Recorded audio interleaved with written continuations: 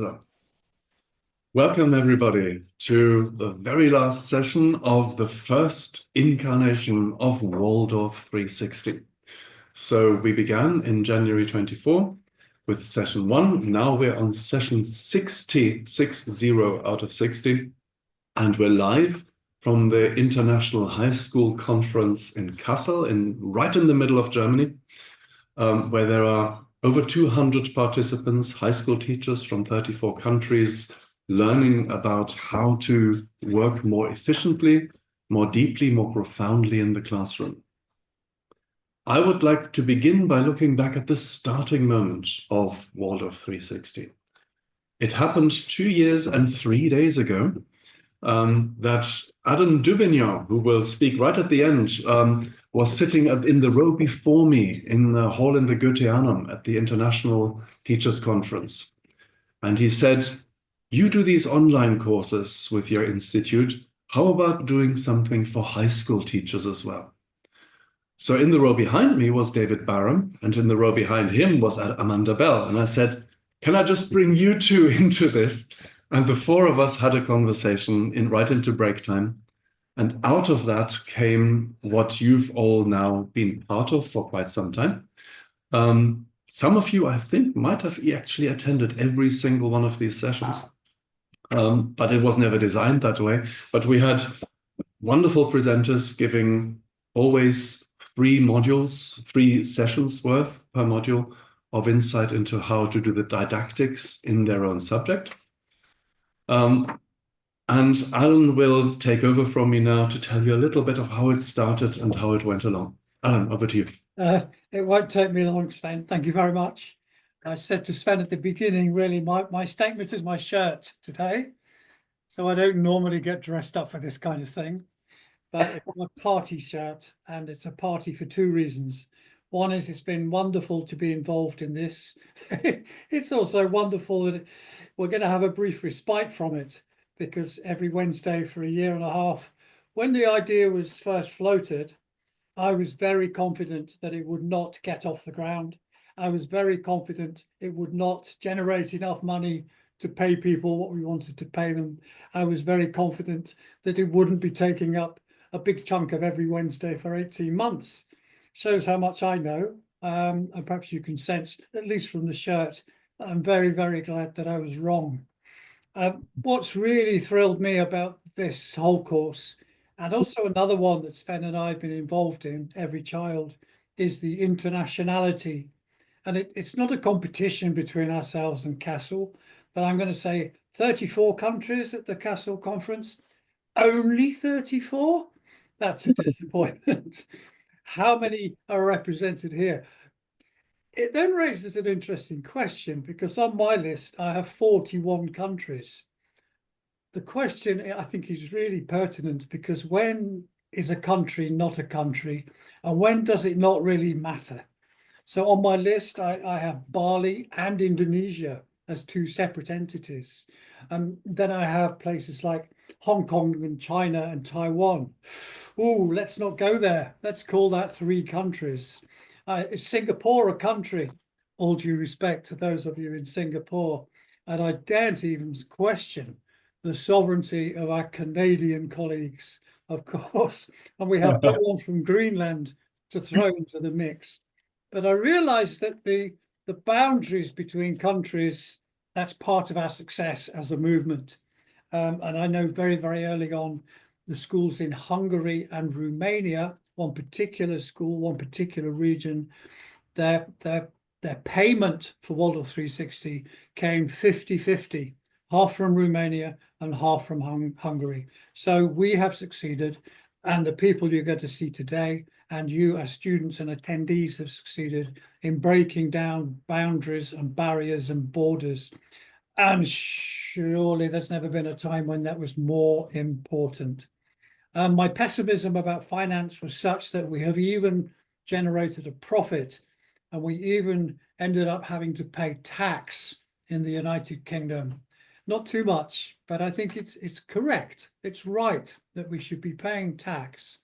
But we've also been able to make money available for some of the colleagues you'll see today to travel here to there to Kassel.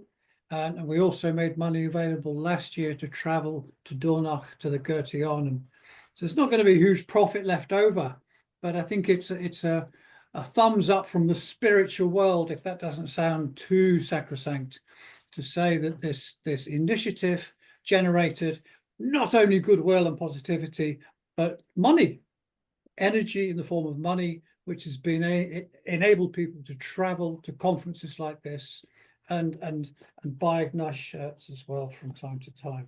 I think that's all I need to say, Sven. Thank you. Thank you very much. Thank you very much, Alan. And now it's my great honor to introduce the first of 8 speakers. So we have 8 people whom we've asked a particular question. And in between, we have a special treat coming to us from India, but more to that in a minute. All the people you're going to hear speaking are people who have already presented to you during Waldorf 360. And I imagined that they have finished their lecture and the audience is getting up and there's the last person leaving the room and you're grabbing them by the sleeve and you're saying, oh, one more thing. So this is what you're going to hear, that one more thing from every one of those 8 presenters. And I'm delighted to introduce the first of these to you, which is my friend David Barham, the successor of Douglas Gerwin at the Center for Anthroposophy in the States, and a member of this team from the very beginning. Dear David, over to you. All right. Thank you, Sven. Thank you, Alan. And I love your shirts. So this person has grabbed me. I love that picture. And what is this most important thing about the Waldorf way? And for me, it's the human connection between the teacher and the student. The single most important thing is this human connection. When this education is really working at its highest level, students can come to trust their teachers in really profound ways. And even though there's such a stigma around teachers being human with their students in this modern age, it was really quite different, actually, I feel, when I first started teaching. This still happens. And students are willing with teachers that they trust and are actually thankful, it seems, to be able to share really deeply personal subjects with their teachers. A student is having a challenging time at home, questioning his or her gender identity or sexual orientation, sharing a hard issue that's happening in their social realm, a friend that they're really worried about. And sometimes, of course, that friend is really them. Feeling depressed, anxious, and not sure what to do. But additionally, students can feel anxiety about powerful events in the outer world. Back in 2014, when Russia invaded Ukraine's Crimean Peninsula and annexed it, back then again in February 2022, when Hamas and other militant groups launched armed attacks in Israel and murdered over 1,100 people and took 250 hostages, when the Arab Spring occurred in 2010, and yes, as an American, when Donald Trump won the US presidency in 2016, and then shockingly again in 2024. When the students in my high school were feeling these powerful emotions around global events, they weren't sure what to make of them, and they were scared. I would offer sessions at lunch, totally voluntary sessions. Students could come if they wished or not come if they didn't want to. And I would try to help them make sense of things, try to give them just enough background information so that the current situation at least had some context. How did Israel come to be a modern nation? What happened to the Palestinian people who were already living in that area? Why did Russia feel it had the right to annex Crimea? What were those conditions in Tunisia, Libya, Egypt, Yemen, and Syria that led to anti-government protests and citizen uprisings? These informal lunchtime conversations, and there would often be 10, 15, 20 or more students that would come, bring their lunch. It allowed students to ask their questions in a safe environment. This was not class. There was no grading going on. It allowed those who wanted to attend to explore these questions, and those who didn't, they could have their recess time. And in addition to having this chance to speak with the students about something that I knew a little bit more about than they did, it really helped deepen the bonds between these students, because all of these were students that I had in history, civics, literature, economics courses. I've been thinking about these lunchtime sessions because a former student of mine, a student who graduated, I think, in 2022, he recently reached out to me and asked to get together for coffee. Actually, this is another one of the most wonderful things about the Waldorf way, isn't it? When a student that we had and had a very powerful connection with reaches back out. I got to walk around the local park where I'm living with my dog and this student. I was his senior project advisor, and this student was working on what I called a graphic novel and what he called a comic book. His father was dying during the whole of senior year of a brain tumor. And this student didn't really talk about it with any of his classmates or his teachers. And yet at the end of the year, he had put together this extraordinary piece of art. And I was the helper, not with the art, because he was head and shoulders above me, but with getting it done and getting it turned in and getting it ready for presentation. And so he had written to me, and then we got together. But before we got together, he sent this little note, and I did want to share it. And this will sort of be toward the end, and then I'll pass it on to all these other wonderful presenters. He said, whenever there are major world events, as it seems increasingly there are, I think of how you would gather us for lunchtime info sessions, keeping us updated and informed, and most importantly, telling us why we should care. Much of my thinking and attentiveness to the world was a result of the virtues you modeled and instilled in your students. Why one should give a shit about the world and not crawl into some hole of despair. This is one small example of the magic of the Waldorf way, this opportunity to turn chaos and crisis that could easily lead to overwhelm and anxiety into a moment to breathe together, breathe into some understanding, and breathe into some small shred of hope. Thank you. Thank you very much, David, for starting us off on this way. And this may be a moment to mention the fact that one of the colleagues I admire a lot, who works and produces content at the moment, Neil Boland from New Zealand, says all education is political. Yeah, all education is political, and education always is political. So, and I'm very grateful for David to speak as clearly as he did just now. My connection to the next speaker is that we're colleagues, and I have a lot of respect for all the wonderful things she knows and the way she speaks about it. But we met each other first, not as colleagues, but because I was the class teacher to her son at a Waldorf school. And following that, I became a tutor on the course that she was leading, and now she is a tutor on the course that I am leading. And in a place like this, we are just as peers and colleagues, and I'm introducing her like this because it matters. It matters that you have a connection beyond the one on paper, beyond the one that is status determined, and so on. In other words, a human connection. So I'm very delighted that with us here now is Amanda Bell from London. Hello. I've called my presentation, a short presentation today, the tiny staff room at the suggestion of my daughter yesterday. I'll just describe our tiny staff room. So I work in a school, I would say a fairly impoverished school, but that's fairly common in England. And we have this tiny little staff room. It's the only room where all the staff can get together. It's a kitchen, and when you open the door, the swing of the door takes up about a quarter of the room. There's one table where you can just about squeeze 8 people round it. And then everybody else has to stand in corners and squash up against the counters. And we have to all move if someone wants to open the fridge. And it's that kind of environment. Yeah, so of course, we wish we didn't have a tiny staff room. We would love to have a big staff room. But there are several advantages to having such a small space. Everybody in the school, all the teachers in the school come into that room after they finish their main lesson. So at 10:30, everybody comes into this room, and whoever is in there is the person you sit next to. So there's no space in there for anybody to have the place where they go habitually. You take whatever space there is when you get there.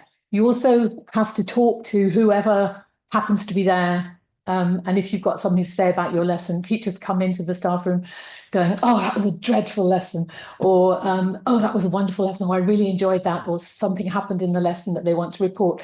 And they'll tell it to whoever is there. And that means, and it's somebody different every day. And that means that you get to talk to everybody every day, all the time. In fact, you have to talk to everybody all the time, every day.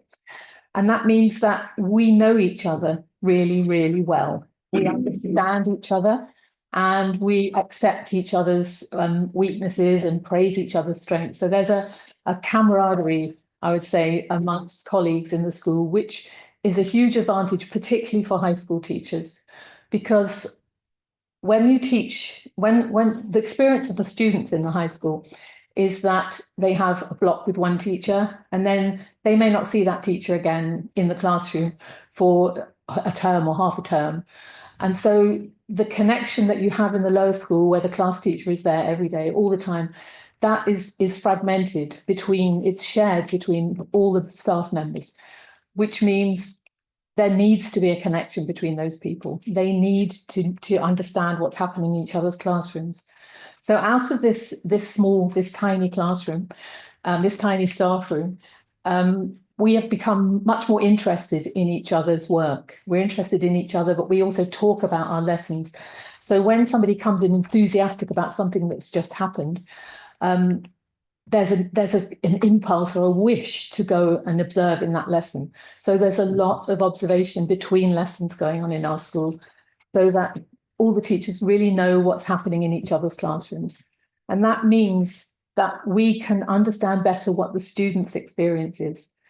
And when we're planning our lessons, we can take into account what's going to happen in the next lesson, because we've been there and we know what that is. And that's so important. Sometimes if you plan in isolation, if you plan a lesson in isolation, you don't see it in that context. And sometimes the students can be completely exhausted by doing very similar things in lessons that come one after the other.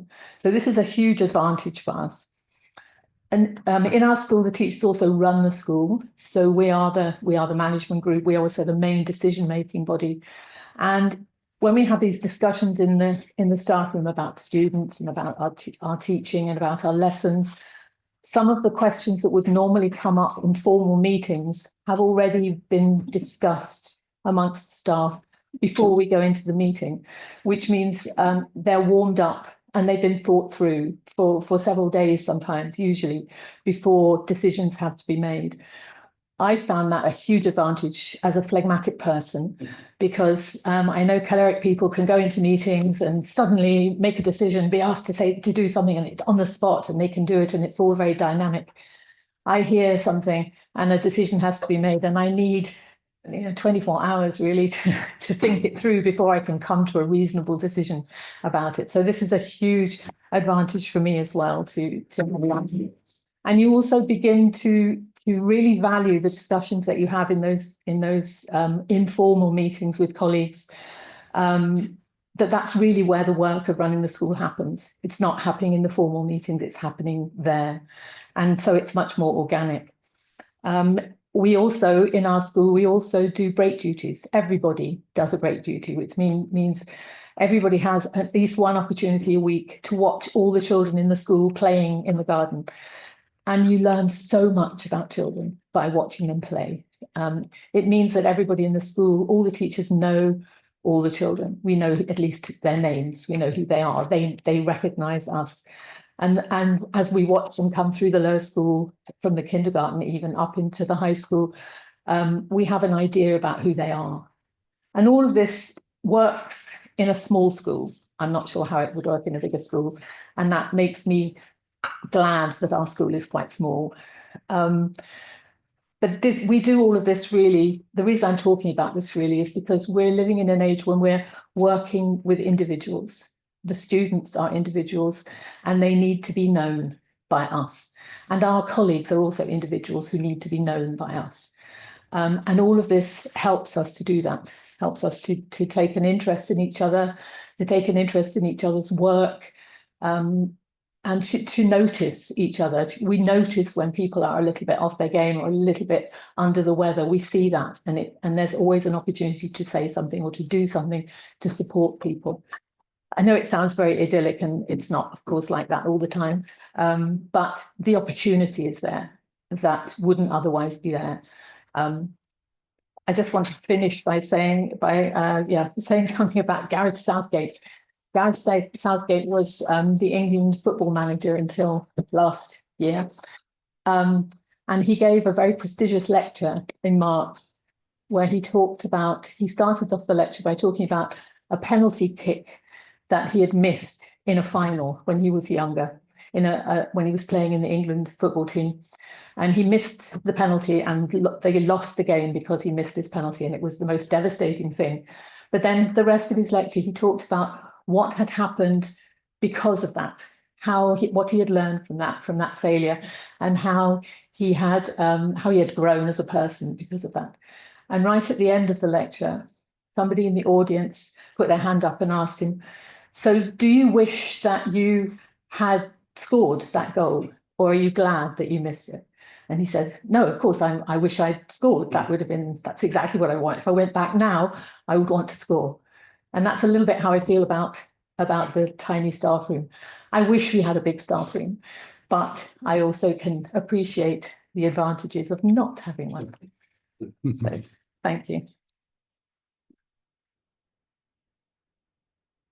Thank you very much, Ananda.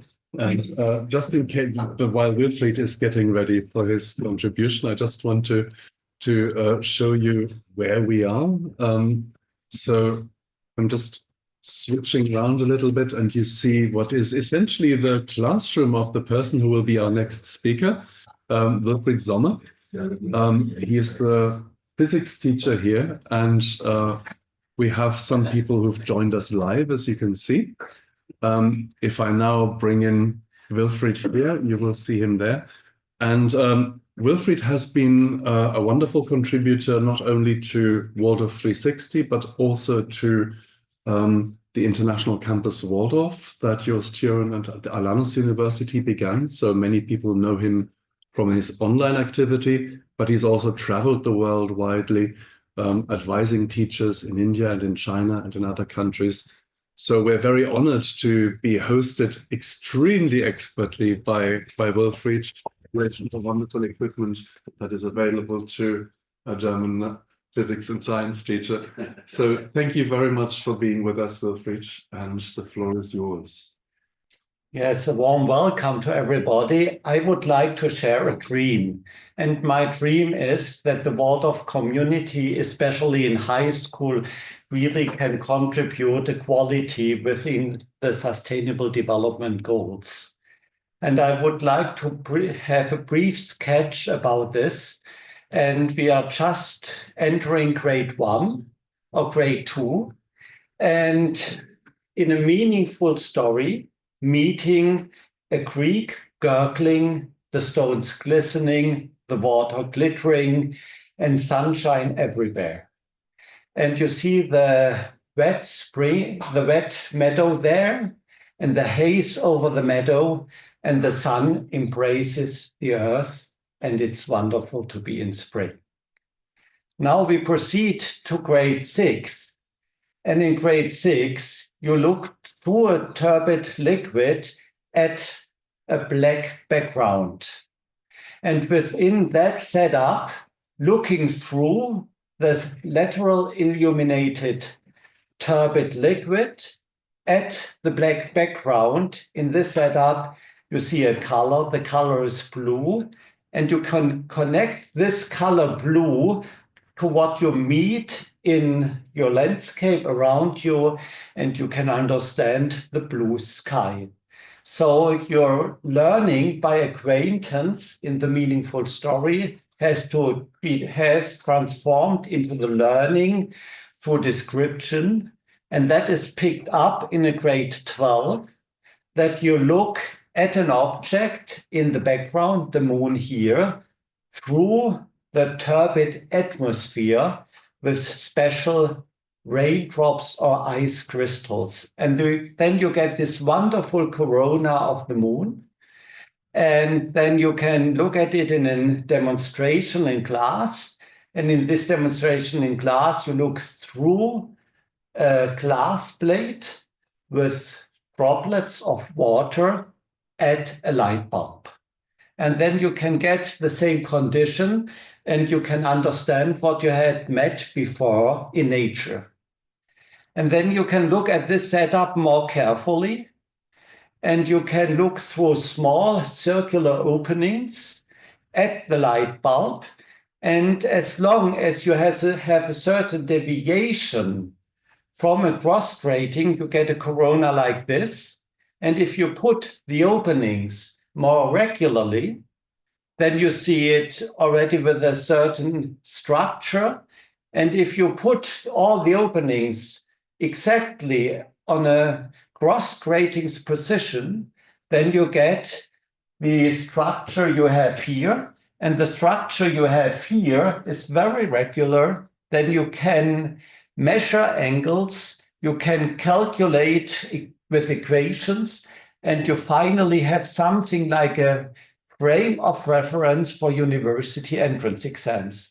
And the frame of reference for university entrance exams provided by the Waldorf way is that you have a variation of conditions, and this variation of conditions looking through at something is more and more structured, and finally you have the structure you have to know in the university entrance exam. And so you have a situation that you are really in a position that you are more or less embedded in a context, but you can also cope with the reductionist approach of a university entrance exam. And that is like a contribution to the Sustainable Development Goals, that you have a dialogical way of forming judgments within your curriculum, and that really fits to what you have to face if you go to university. And now I want to look at this point again from anthropology. And in anthropology, you always can decide, just have this differentiation between the body I am and the body I have. The body I am, that's me just being there. And the body I have is looking from me from the outside. And that is one is the first person perspective. And if you relate it to empathy, the second person perspective as well. Looking at something from the outside is the third person perspective. And now I am bringing this meaningful story, this turbid liquid, and this diffraction image I showed into this anthropological context. And as long as you have here the co-presence with an appearance, that is more the body I am, and you really meet something. And that is a setup of the lower grades. And as soon as you arrive in the higher grades, to that situation of the body I am meets the culture you have. And within the culture you have, you can grasp things intellectually. It's like having the earth as a recoil and having an upright position, and like an etheric stream supporting your consciousness, and the earth as the recoil gives you structure and you can form judgments. And the Waldorf way is that you have a living relationship in it by doing phenomenology. And so the living stream you have with the body I am, and then you have it in the grades 1 to 8 in a way that you have the culture, you meet the culture you have, and then you have the individual formation of judgments in high school is something like forming a resonance space to the appearances you meet. So what is the specific contribution that you have in Steiner Waldorf School? You have a contextual insight you have formed. And this contextual insight is like the resonance space of born in the understanding, born in the resonance space of embodiment. And I think the specific contribution of Steiner Waldorf education to the Sustainable Development Goals might be an understanding born in the resonance space of embodiment. And so I just wanted to relate how you meet nature with an anthropological frame to an anthropological framework. And that's my dream so far. Thank you very much, Wilfried, for contextualizing so clearly what is our holistic approach, the way we work together. I'm just going to pull my microphone slightly closer to myself. This is one of the many things I am grateful to Waldorf Education for, to help me understand that science can be beautiful. I think I spent, 13 years at school and not realizing that. And then on being privileged to discover the Waldorf world, I suddenly realized, and you saw it in the clarity of Wilfried's diagrams and in the beauty of his chalk drawings, that there is no polarity. There is actually a synergy, a synthesis of clarity and beauty. So thank you very much, Wilfried, and also for hosting us here. So you're beginning to realize, I hope, that this is a bit of a bunch of flowers that quite appropriately we're presenting you with here. And you'll be happy to know that this is recorded. So just in case you're suffering from pollen overload, you can return it after you've done your nose. You can catch it up on the recording, or even show your staff rooms little bits, single contributions, because there's a lot that's valuable here. I first met our next presenter, Robert Sim, through his pupils. I was a teacher in a school in England, which was quite a traditional Waldorf school with a high opinion of itself. And Robert came and brought a group of class 8 pupils on an exchange trip. He came, although he's English and works in America, these pupils came with him from southern Germany. And beautifully characteristically, for the misguided strength and energy of class 8 pupils, a bunch of them decided to play a prank. They were all accommodated in guest families, homes in this small English village. And they arranged that they would climb out of their windows at night and meet in the village center. So they promptly did that. And this is, up to this point, this is a beautiful act of rebellion of a bunch of 14-year-old boys, only to find themselves in the village center with absolutely nothing to do.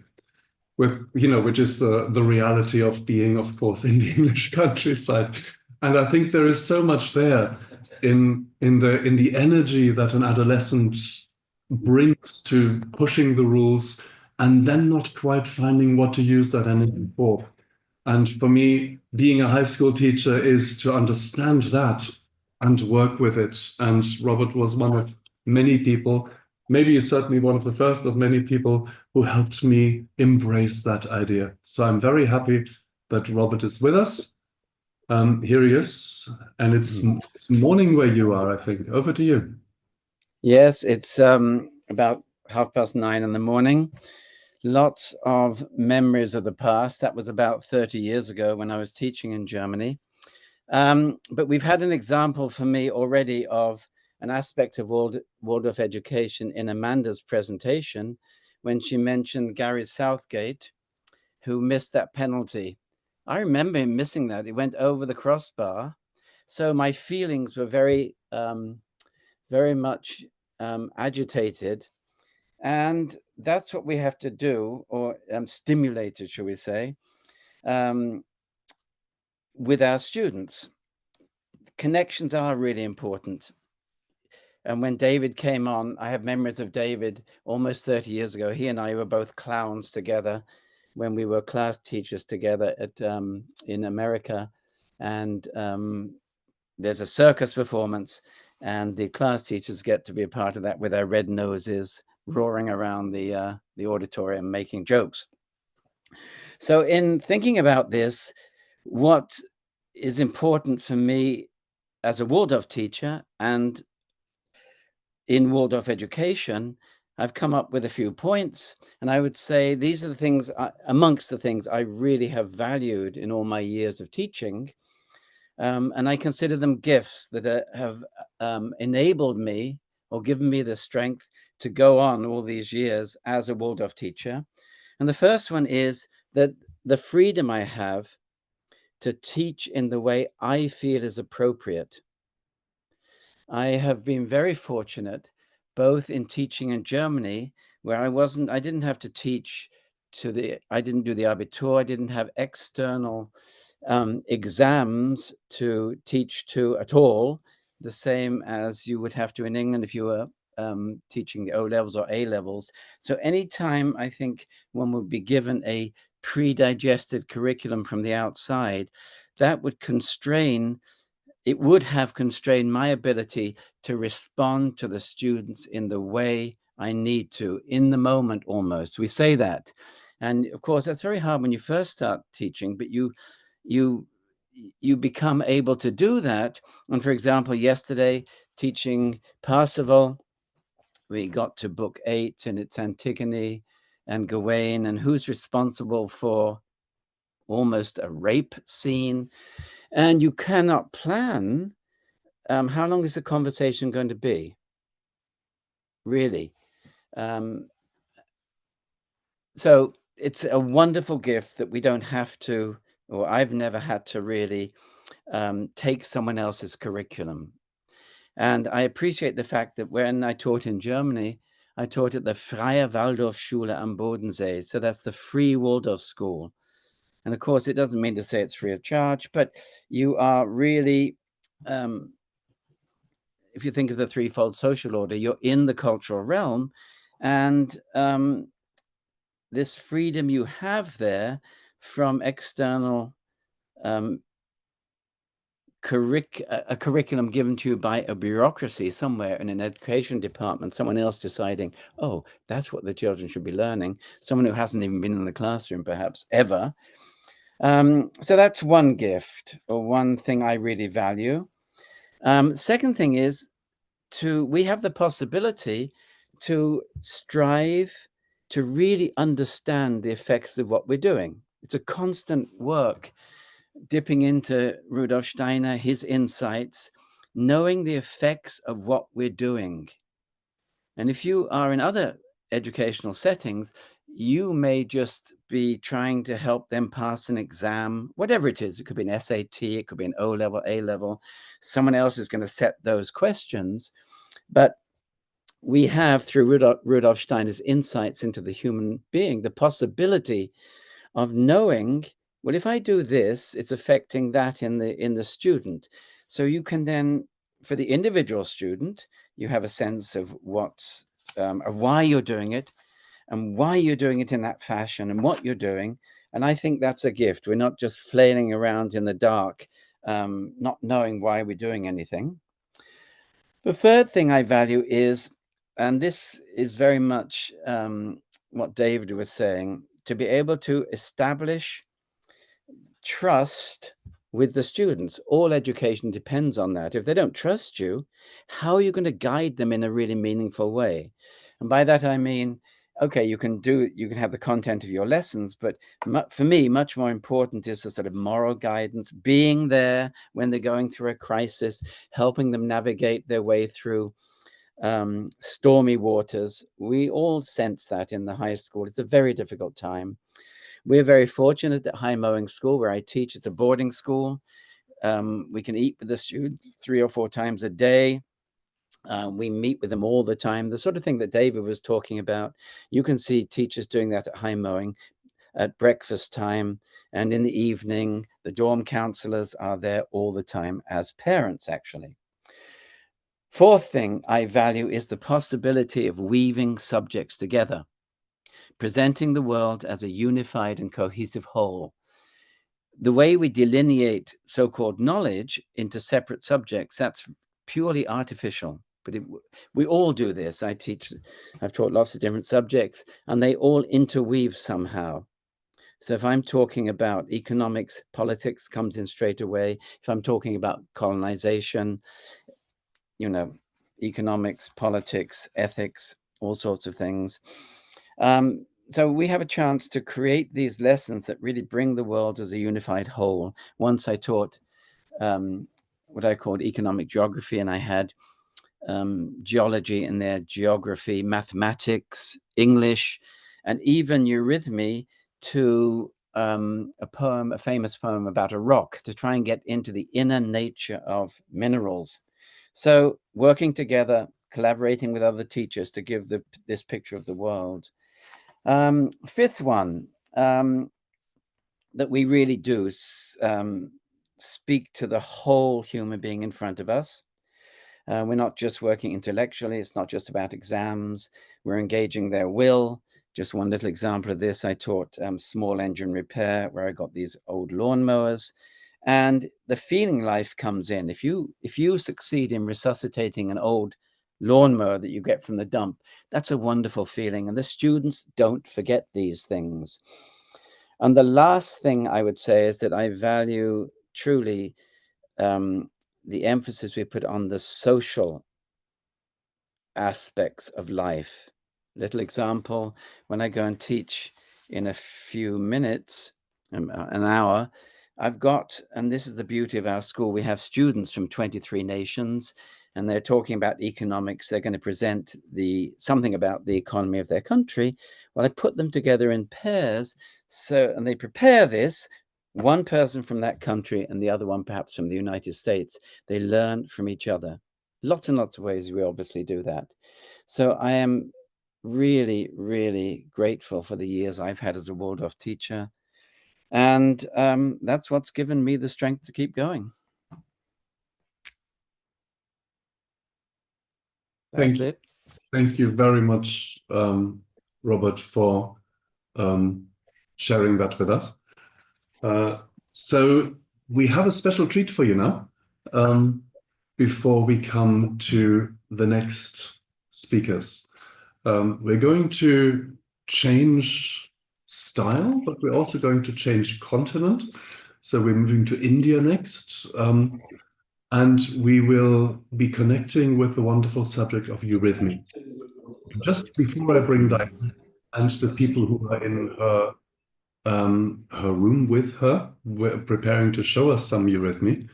I just want to say that one thing about the artistic things that we do in Waldorf education that are often mistaken for a bit of light relief between the serious work. One of the reasons why we're losing the connection with art in the UK is because artistic subjects are seen as a bit of time off between the serious element of education. And it was deliberate for us at Waldorf 360 that the first module we presented you with was a module on crafts, and that subjects like eurythmy and movement got as much space as everyone else, because we really feel that if you didn't have that, something very important would be missing. So the people we're going to bring to you in a moment are in India right now, and Diana Constantine, who works with them in Eurythmy India, was one of the presenters on our course, and I'm just going to bring them in here. And I think Diana is going to say something before her students will perform something for us to celebrate this occasion. Thank you very much for being here. And thank you very much, dear eurythmists in India, for joining us today. Thank you very much for inviting us. Good afternoon, good evening from very, very hot India. Eurythmy India teachers from India, and the teachers and the UK, and our pianist from Greece is here. And they would like to invite you on a journey in time, and would like to introduce to you the next generation of eurythmy teachers in this part of the world. So we have Nepal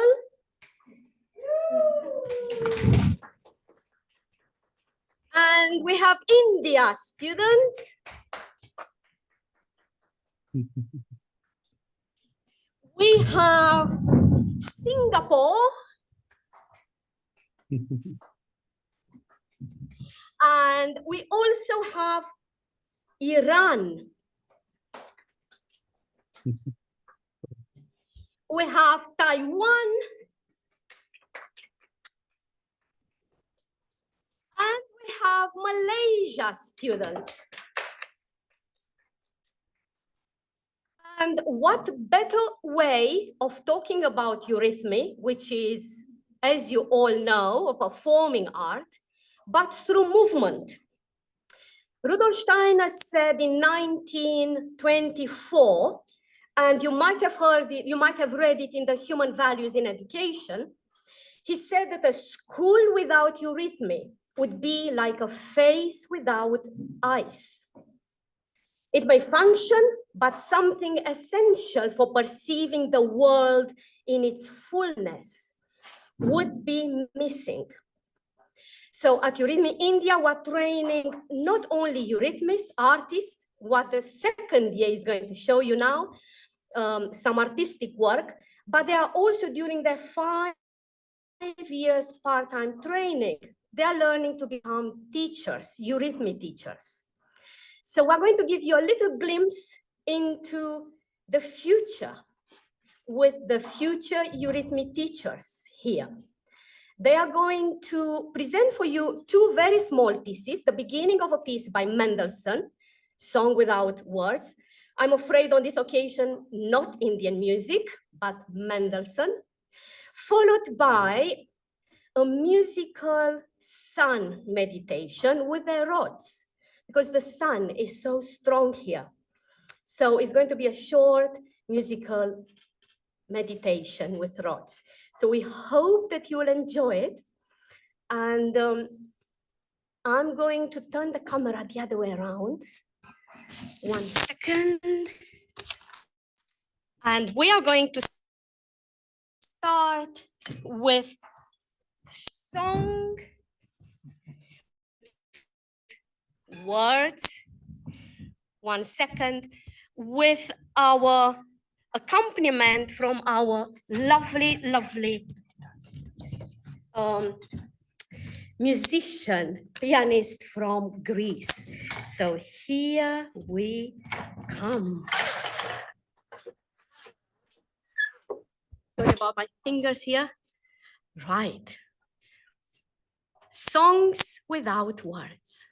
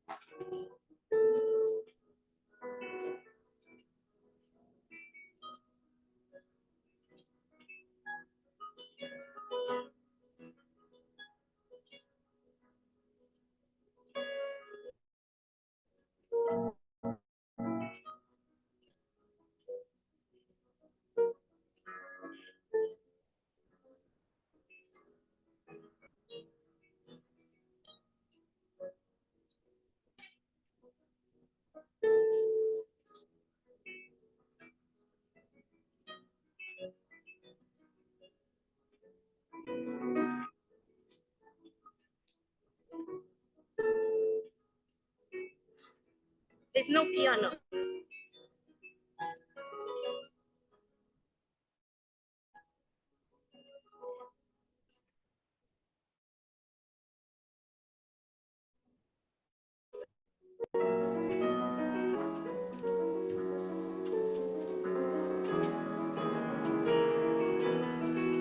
Oh, it's freezing.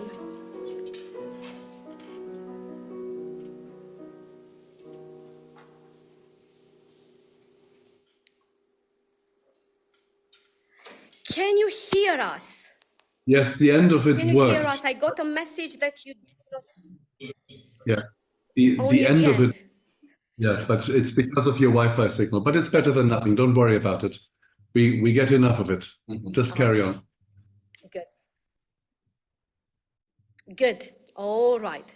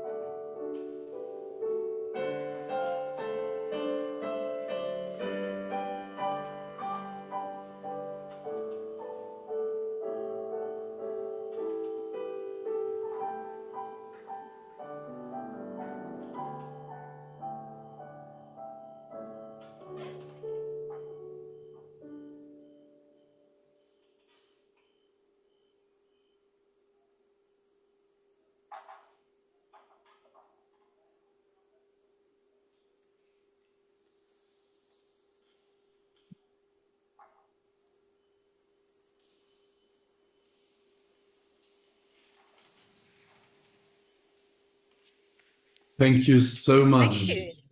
dear wonderful colleagues and future eurythmy teachers in India. It's been a real privilege to be able to watch you at your work. And it's also been a lovely moment of breathing for us and breathing in your art. And we just hope that many of you have wonderful careers as eurythmy teachers in front of you.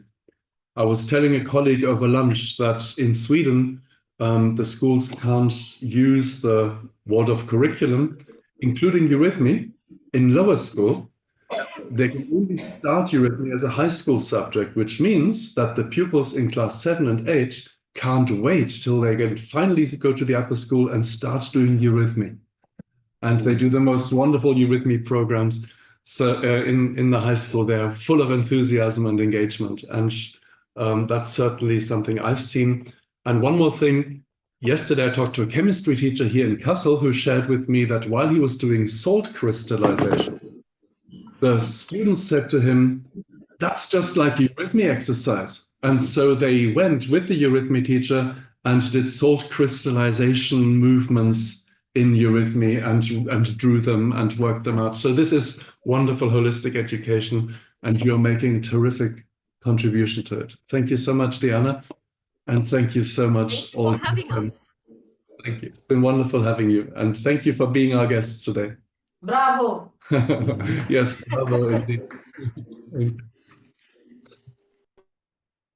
Okay, so here we are again. I just want to say, maybe public and maybe also to Alan. Alan, you might be wondering why Binky isn't in the meeting. We have 93 people, and Binky from the Philippines, who's always there, isn't. Well, the reason is because she's sitting here. So she's one of those people who've hardly missed anything, if ever. And it's wonderful for her to be here as one of a handful of people live in our final session. I'm now going to bring in Bandana Basu from India, and I'm just going to find her on my screen. Here we are. Bandana was one of our presenters in a wonderful module together with some colleagues, and it's brilliant that you welcome to our final session, and it's all over to you. Thank you, Sven. And let me begin. I'm going to be sharing a presentation here, but I also want to start by saying that I'm quite surprised that I'm going to be literally overlapping what David had to say. Is this visible, what I'm sharing? Yeah, yeah, it works. Okay. So this is what I want to talk about, certainty and uncertainty. So here is a bunch of children we see. Most of us would be seeing in the high schools, in your own schools, a happy-go-lucky group of children. Am I also showing the rest of the screen that is happening there? No, we can just see the photo with the pupils, so it's perfect. Okay, that's fine. So here we see a very happy bunch of children, and rightly so. When they are together, they are a bundle of energy. Sky is the limit. They're full of hope, full of imagination. I also want to believe striving to step into the outside world and establish themselves there. So there are these dreams that are blooming inside their hearts. But then there is life happening. Once they go home, news of all kinds from all quarters are entering their world. And suddenly, when they are by themselves and alone, the world is not as beautiful as before, and a lot of uncertainty can step in. And they get into questions which they wonder where will they get their answers from. And this is where I think our role as teachers expands. So the first thing to remember is that we can have mental images, as many as we want, but the teen's perspective is more valid than ours. Asking questions about their perspectives keeps us much closer to their reality than our limited mental images. And I think we as teachers being connected with the inner soul world of the teenagers is very, very important. Not to just get limited to the academic content, but also find ways to reach out to what those inner questions are. We need to be able to develop our curriculum ourselves at any moment by learning to read from the children what they need, depending on their age. And this is where we need to begin to expand ourselves, because that is what is at the heart of the curriculum. I've heard so many of us talk about this right now, and it's really beautiful that we are all experiencing the need of it right now as well. So here are the three things. I heard the word trust coming in again and again, time given to children, and technique is what I also want to add here. We need to empower them to use information to digest life that is happening around them. So invest trust, time, and technique in the teenager. Teenagers today are living in the reality of the present times and are inwardly impacted with a high degree of uncertainty created out of the geopolitical tensions around them.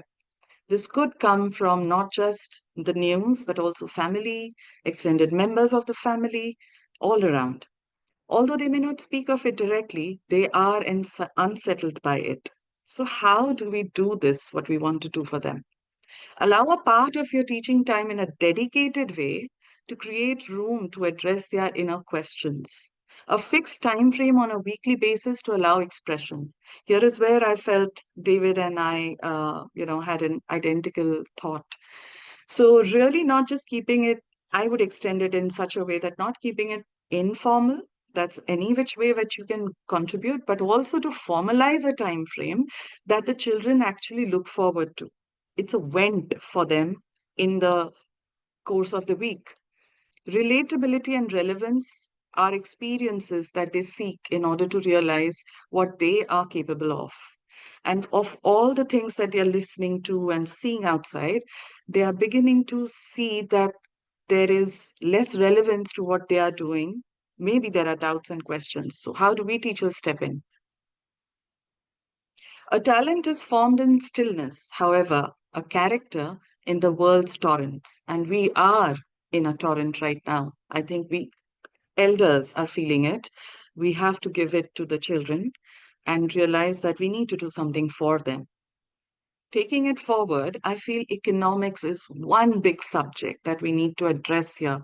Whether it is a part of the electives, whether it is offered as a subject in the school or not, it is time to bring an inner core sense of economics to children.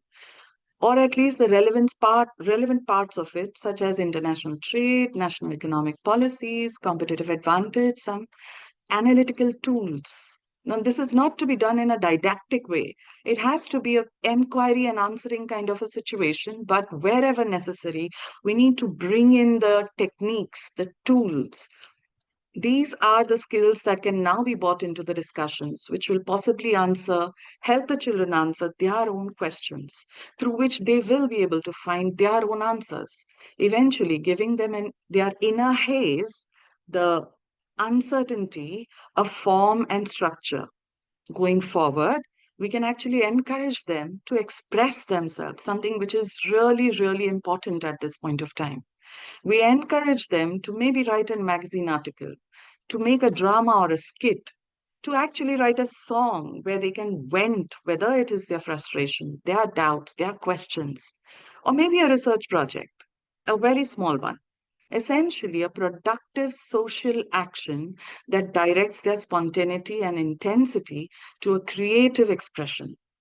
Now, this exhilaration of an outcome from being someone who is passively watching what is happening outside to transforming that passivity into some kind of a complete action establishes a sense of certainty, if not in anything else, then at least their own capability.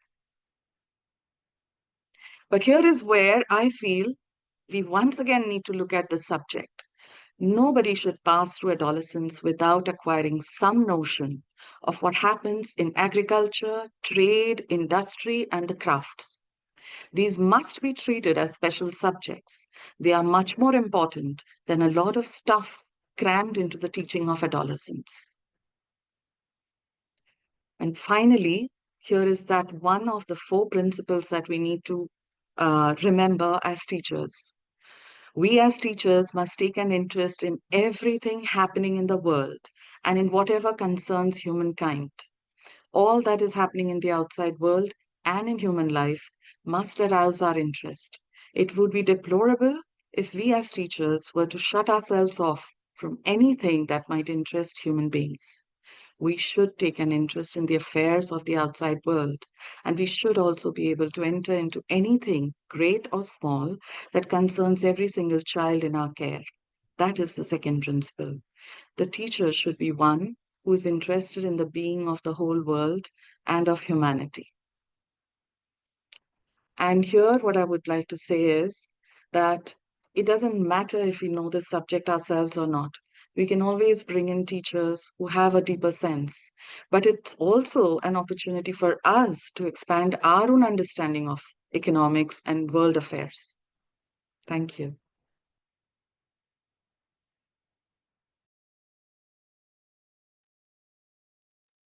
Thank you so much, Bandana.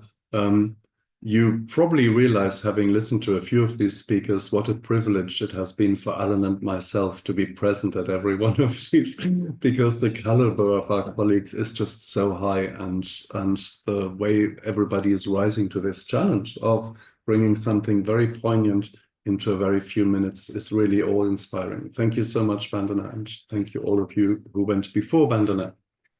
So next is one of those wonderfully rare people who can be a pioneer of something and lay a solid foundation at the same time. There's so many things that we as a movement have to be grateful to Douglas Gerwin for. Excuse the garbled grammar. A writer about things, a teacher, a founder of things, and an inspirer of others. Douglas Gerwin has been right there at the beginning. Many of you will remember the lectures he gave as an introduction to this course on the values of teaching adolescents. There's always wonderful images, there's always something original, and we're absolutely delighted to have Douglas with us here once more. Welcome, Douglas Gerwin. It's brilliant having you here. And great to be with you once again. Thank you for that, Sven, and also to all of you here present today. At the beginning, Sven, you spoke about one more thing. And in a certain sense, I'm going to offer you one more thing. And I'm going to do it by turning my attention to what is perhaps lesser known in the Waldorf world. It's what I call the Waldorf Night School. And I want to focus on what the teacher is doing at night and what the students are doing at night, and then what they do when they meet the following morning in what is sometimes called the review of the main lesson. Assuming, of course, that all, the teacher as well as the students, have had a good night's sleep in the meantime. Let's start then with the teacher. Imagine the teacher. You are teachers, many of you. You know what you're doing. You sit and you start your preparation the night before. As you go into your nighttime, you begin with a certain kind of picturing of every student you've met in the course of the day, trying to summon up something specific of that particular student. You know how that goes. And then also, as you prepare your lessons, you're trying to formulate as much as you can in terms of images, analogies, things that will relate what the students already know, perhaps to something that they do not know. And this way, you're also formulating for your review the next day these fundamental questions. And then you go to sleep. And by the way, I was in Finland a while ago and learned that in Finland, when I asked the question of the Waldorf teachers in that seminar, fully, I would say half a dozen of them, and there were more than 100 in the room, said that they got more than 9 hours sleep the night before. If you want to sleep well, go to Finland. It's one of the happiest countries in the world, I'm told. The teacher. Now let's go briefly to the students. And here Rodostane says something very interesting. You may know that he says that with the advent of puberty, the teenager begins to sleep differently from children. Specifically, Steiner says, with puberty, the students begin to summon up all of what they've had in the course of the day, and they take it with them into the night because they are becoming responsible for what they say and what they do. Specifically, he says the value of what they've heard in speech and also what they have spoken is what they begin to offer up in the night. And they offer it up to higher beings. And it's a rule of the spiritual world, as you may know, that if you offer something up, you get something back. And if you have not much to offer, you don't get much back. And Steiner even describes a situation where if you don't have much to give in the night, all you get back is the sound of your throbbing blood. Very graphic. The students. Now, what about then the next day, when the students meet in what is sometimes called the review of the main lesson? Some teachers, by the way, think there's a bit more to the night than what I've mentioned. They talk, for example, about a council of the students and the teacher in which the roles are reversed. Now it's the students during the night who tell the teacher what they need to hear the next day. So we come to the morning. And you may know that in most classrooms, there's a desk for the teacher, a strange piece of furniture because teachers never use it. They're on the move around the country, around the room.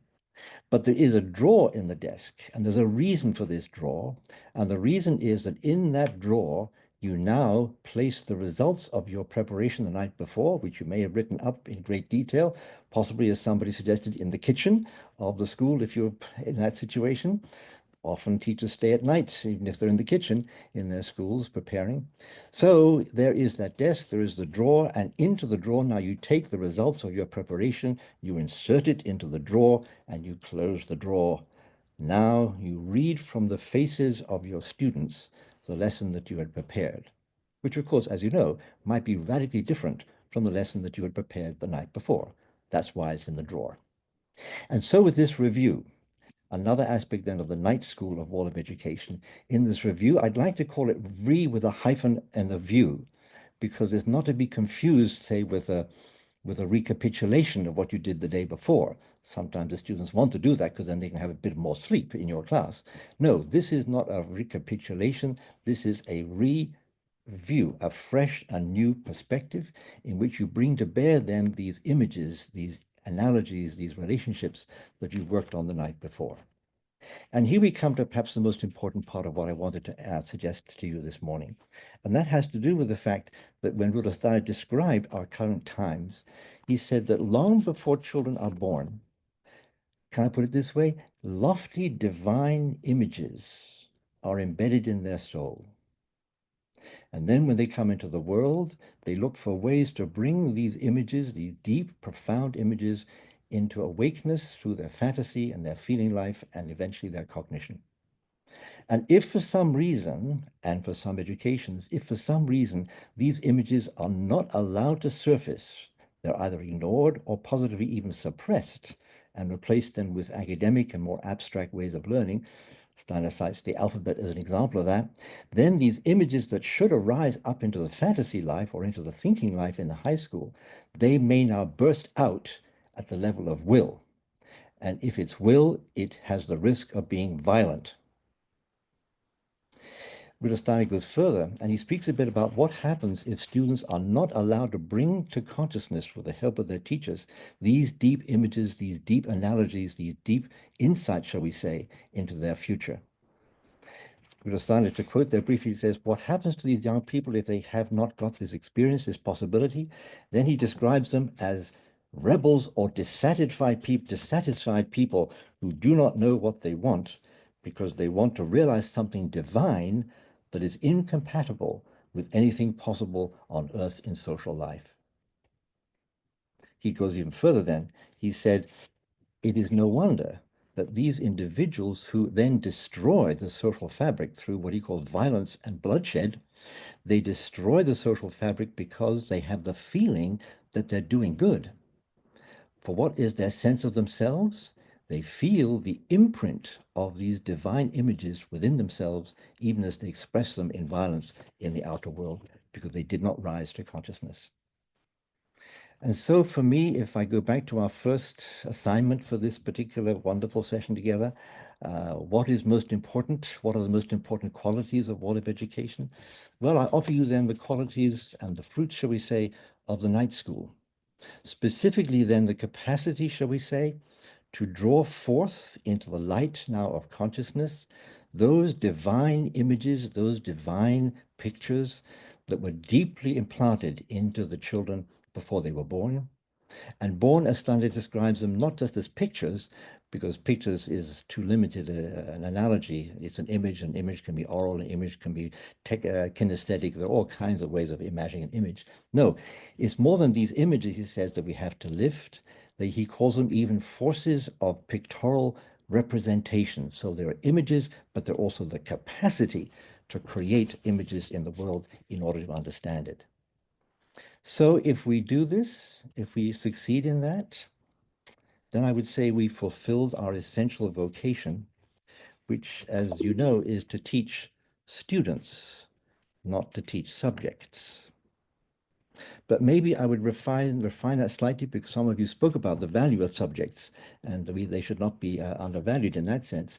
But think then of subjects, shall we say, more as canoes or maybe sailboats, which allow then our students to learn to paddle, to steer, to tack in the wind, and then eventually, of course, as adults, to launch themselves onto the high seas of life in order to find their self-chosen destiny.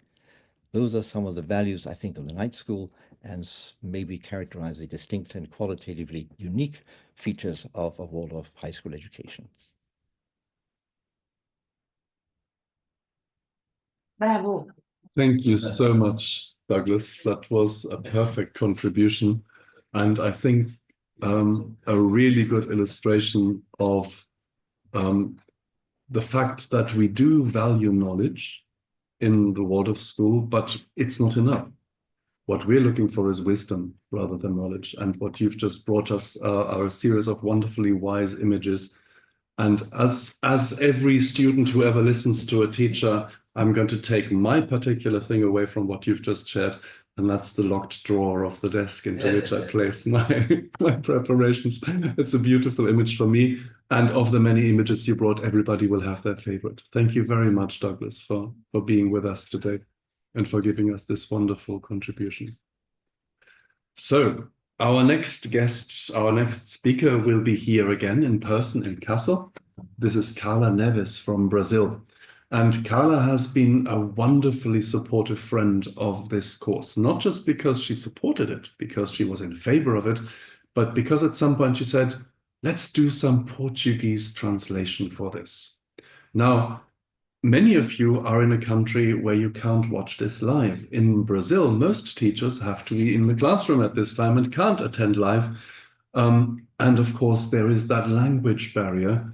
And so Karla has beautifully altruistically provided, like Quang does in Vietnam, a running simultaneous interpretation of the sessions.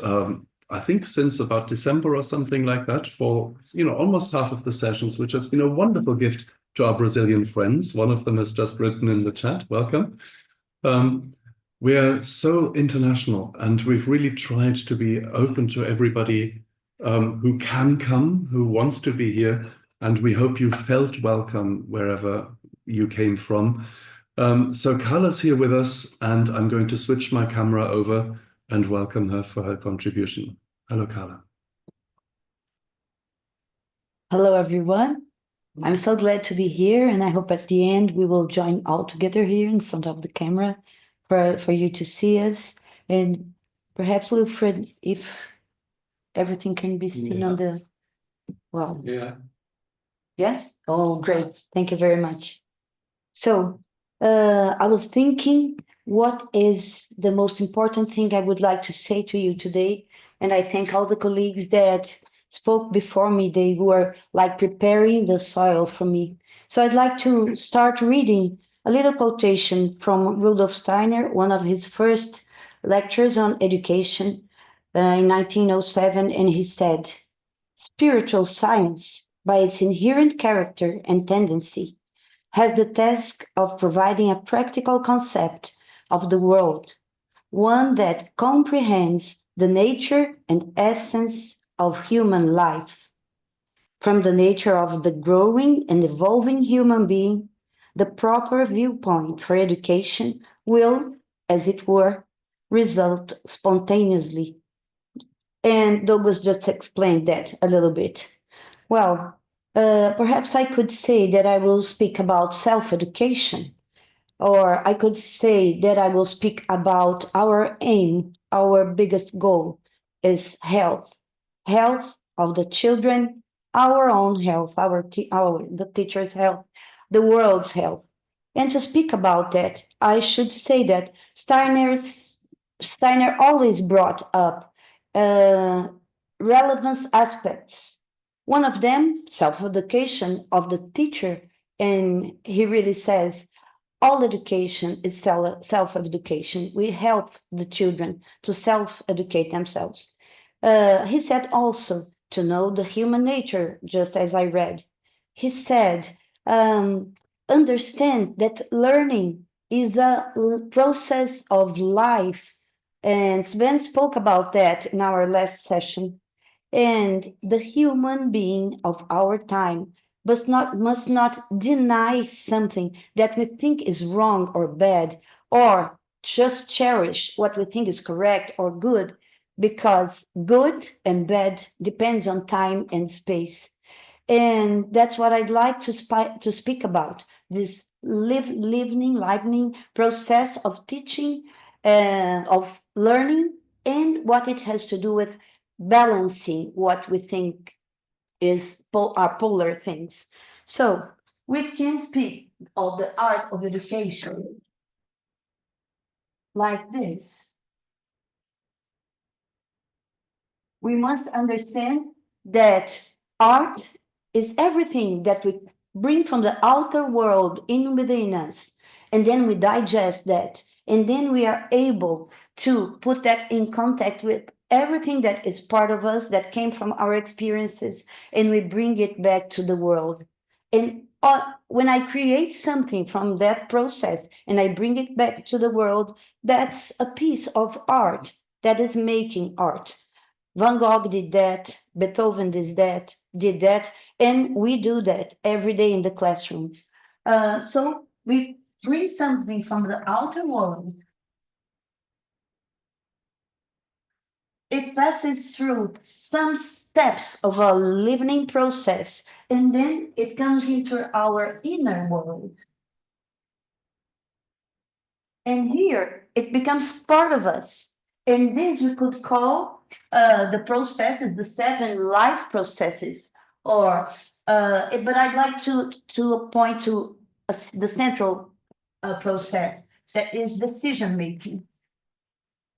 And at this moment, we decide whether we know it or not. We decide what do we need from the outer world to really come into ourselves. And from this on, the last process is to give back to the outer world something that we create, a creation that we make, like a lesson, or like a beautiful drawing or painting that a student does, or a writing piece.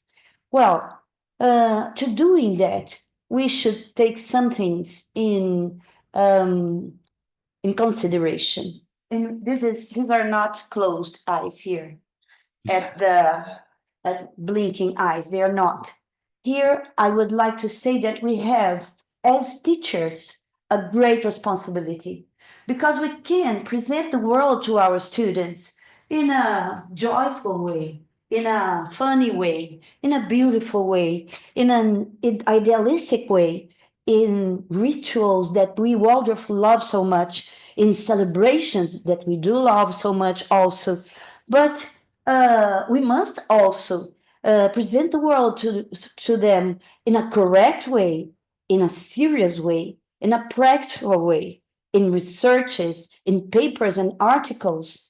And so I could say that here we have sort of a imagetic way, or I will call it imagetic way. Or I could say, if I exaggerate a little bit, a mystic way. And this is not wrong. It will be wrong if we are stuck in this way. But on the other side, we can present things in just a materialistic way. Materialistic. Or an earthly way. Here, a heavenly way, perhaps. But if I stay only here, or if I stay only here, this will be no good, neither for me nor for the children.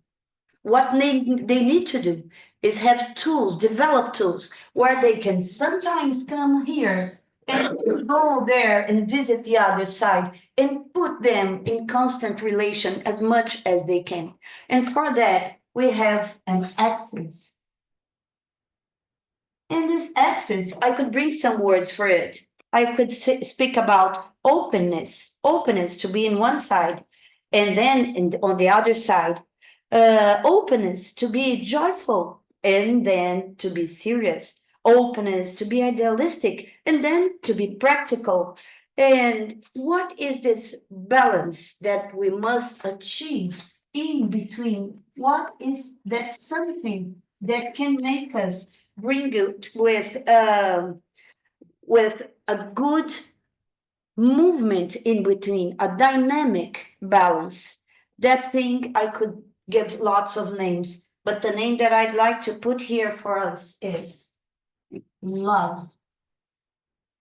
And love is the substance that the cosmos and all the universe and everything is made of. And it's not something that we have for granted. It's something that we must know how to develop. And we develop the way our colleagues said here, in touch with others, building up trust relationships, going to the little staff room and looking to sciences in a beautiful way and then in a scientific way, and going to the night to visit our students and our colleagues and knowing what to do on the next day and getting in touch with arts, and all of that will make us be able to make decisions from our consciousness, from our eye, and in a loving way, be ready as much as we can to be in the world. So that's what I think is the most important thing that I would like to share with you today. Thank you very much.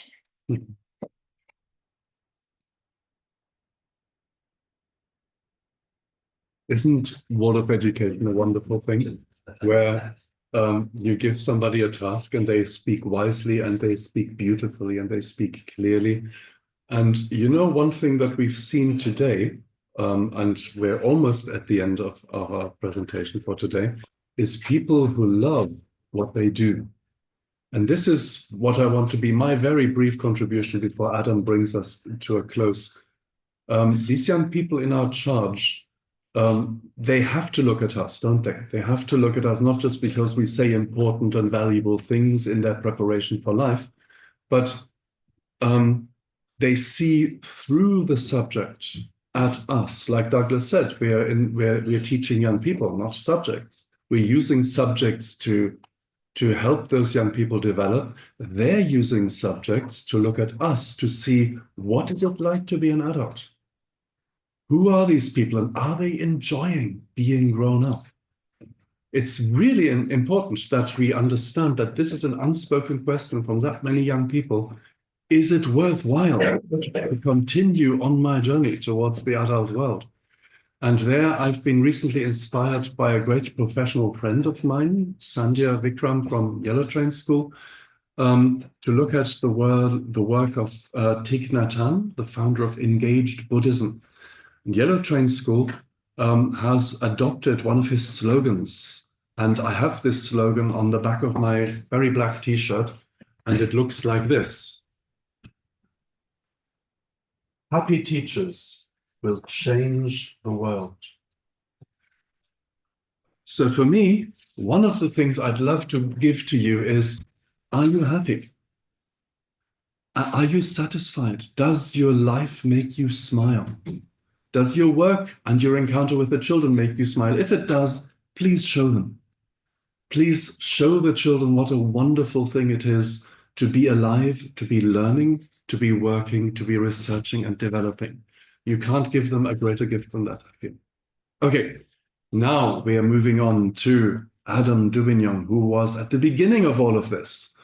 I have to find him on my thing. He came out once or twice. Here he is. Hi. Of course, Adam is one of those people who started this project, and for him, every time we bring it out live, it's on the middle of the night where he is. He's the head teacher of Sasana School in Malaysia, and it's a great privilege to have been asked that question 2 years ago by you, Adam. And it's only fitting that it remains for you to close the book. Over to you. Thank you, Sven. Just before I say a few kind of words of closure, I've been thinking a little bit more on this topic of engagement. And there were a couple of things that came to my mind that I'm not sure we've quite highlighted. Things that relate to all our subject work and very much to the students. And one of them, I think, is that our high school students must have a first-hand experience of the tertiary vocational environment into which they're going to move. For some, I really, in my experience, feel this makes a tangible difference to engage and see meaning and purpose in their studies, because they have a known context with which to connect their learning and study goals. In other words, we need to get our teens out of school. We need to take them and show them where they're going and give them a first-hand contextual experience of what that's about. We've just recently done that with some of our high school kids and taken them into a university context. And it was a real light bulb moment for many of those students. And I think that's part of one's careers program. It's part of what we bring. And I just think that's an important element in moving learning from abstract ideas to the real life world in which we are living and moving into. And I think another obvious thing that perhaps I want to just say, at the risk of pointing out the obvious, and it's been said by many of us, of course, is that all students are different. And as busy Waldorf teachers, sometimes we can lean towards our biases. So I'm thinking now about assessment in high school. And for me, assessment, actually, the means by which we assess also impacts student engagement, of course. And we heard this a little bit from Robert earlier today.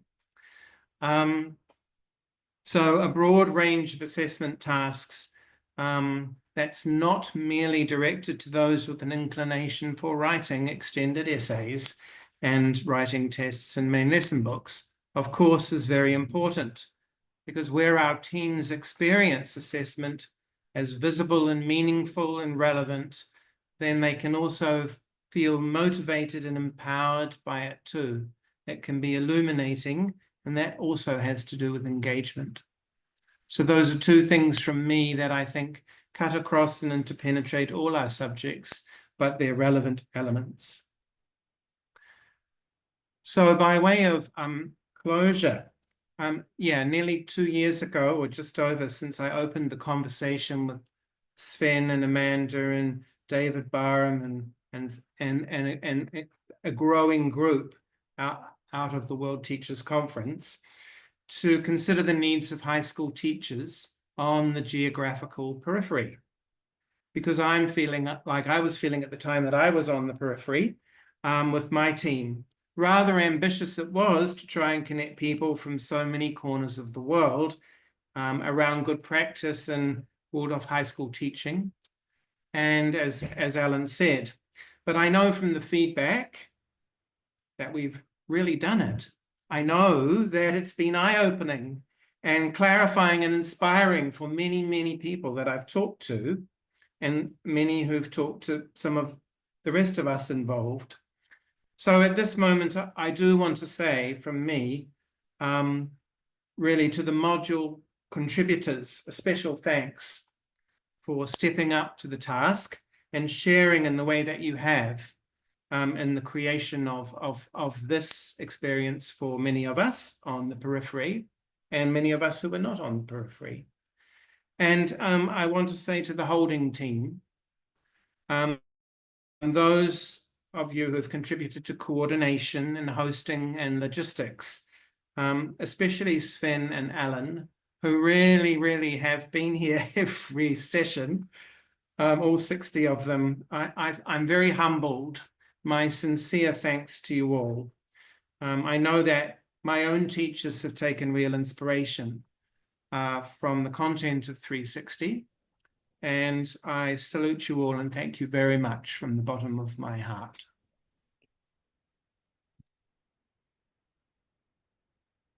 Back to you, Sven and Alan.